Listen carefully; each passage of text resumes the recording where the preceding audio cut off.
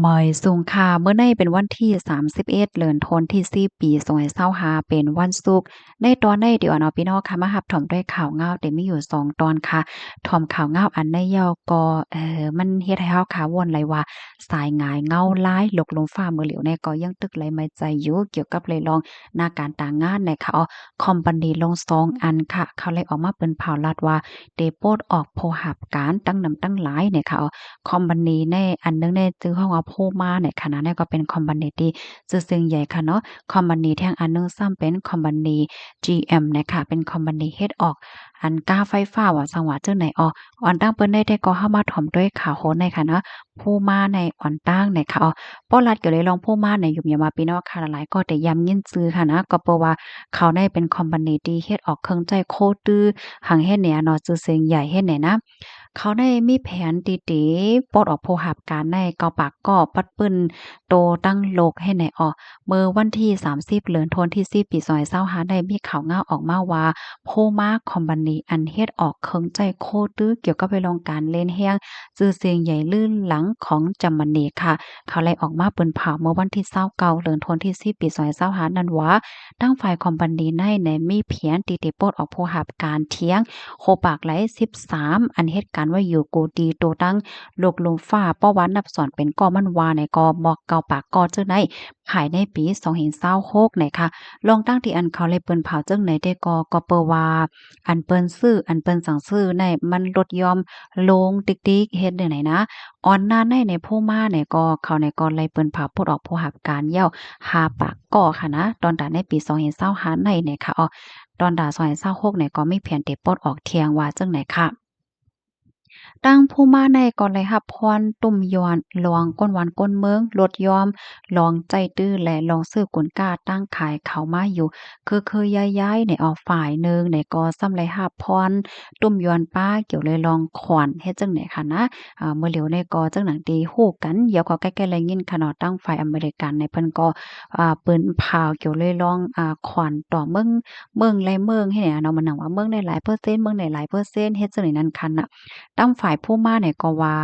ในปีในค่ะนะอันยอดขายค่ะเนาะเส้นสายไหมที่เขาแลขายกว่าในลดลงในโหปากไหล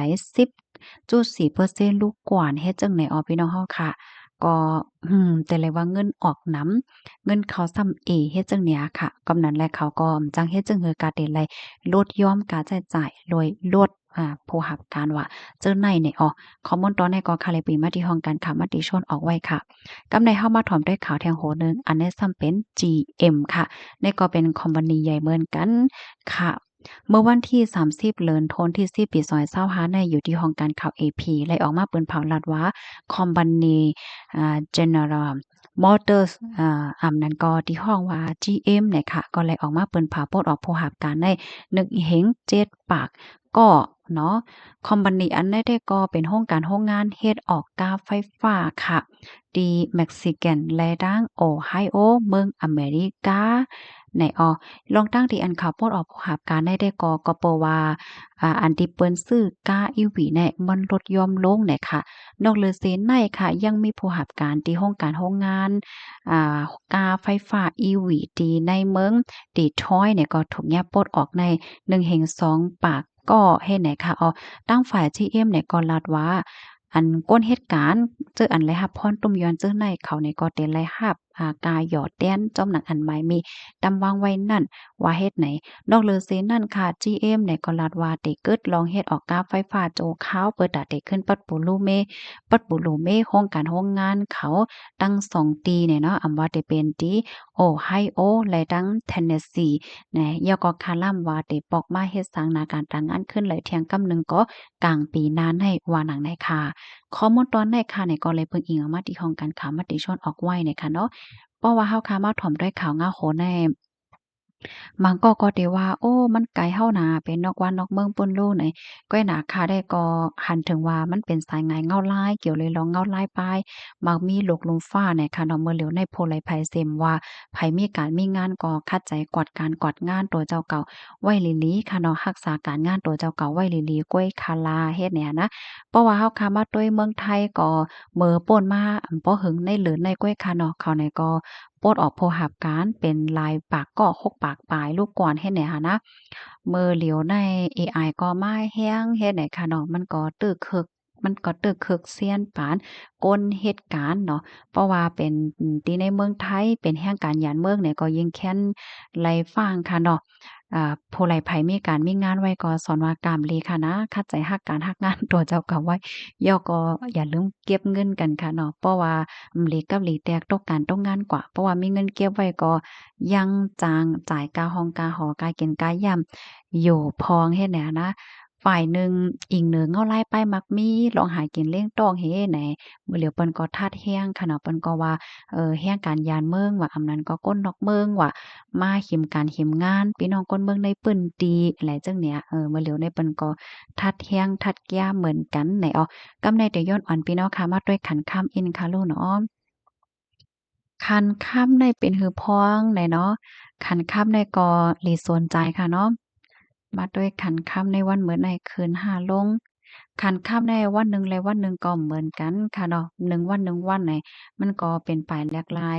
เป็นหลายปอกหลายกำไหนค่ะค่ำเตียงบอกว่าเฮาค่ะมีสิกว่าขายค่ะนะหนึ่งวันในก็60,000เฮงปลาย50ว่ะเพราะว่าก็ซื้อซ้ำ60,000เฮง1ปาก50ค่ะเพราะว่าเป็นค่ำหางเคิงค่ะเนาะเฮาค่ะ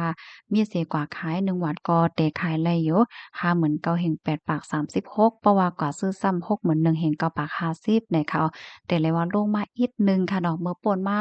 เมื่อวงวางที่ป่นมาในคืนถึง67,000 68,000ลูกกว่าเมื่อเหลียวได้ก็ขึ้นอยู่69,000อ๋อย้อนนอบ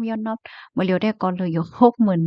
61,000เก้าปาก50ว่าไหนคะอ๋อค่ะนี่ก็เป็นคันค่ำไหนคะเนาะ เดี๋ยวสืบเป็นหือกว่าก็เฮาคาเนี่ยก็ไปด้วยกว่าเที่ยงเฮ็ดไหนค่ะนะคันค่ำคืนลงได้แต่ก็มันก็อิงเด้อเงาลายไปมักมีหลกลมฟ้า